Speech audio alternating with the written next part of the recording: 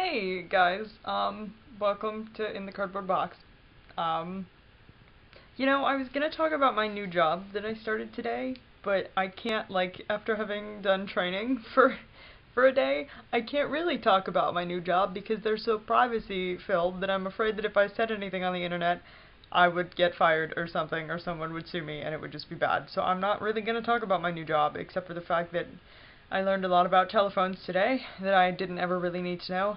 Except now I need to know it because it's my job or whatever. I don't fix things, I just take calls, but so much stuff about telephones, and that was all, and my whole day was about dress code. And we can pretty much wear what we want, except sweatpants, which for some reason a lot of people in my class had a problem with. They could not, it was like an hour and a half lecture on why we couldn't wear sweatpants, because people had a serious problem with not being able to wear sweatpants, which I think is ridiculous. Like, if you're in like a business environment, they're letting you wear jeans. They should just make us wear dress pants.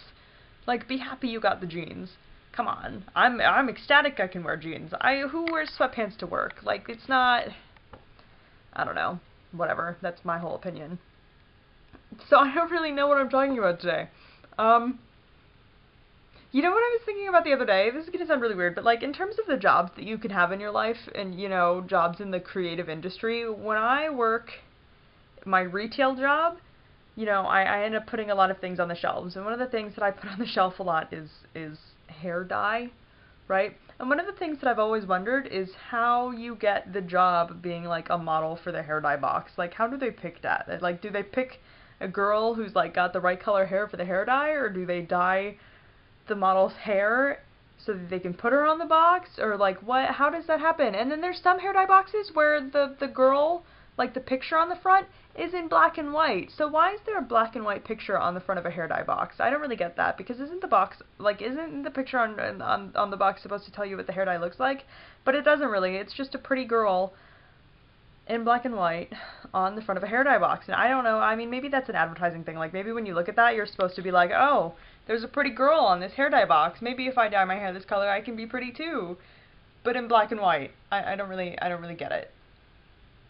And I really want to know how you get that job. And really all they do is like pout. They like, I mean, they don't really pout. They smile or whatever, and they look really ecstatic that their hair is dyed. Which is good for them. I mean, I dye my hair. I don't ever think I look ecstatic when it's done, though. Yeah, I don't know really where I was going with this video. That was my rant for the day.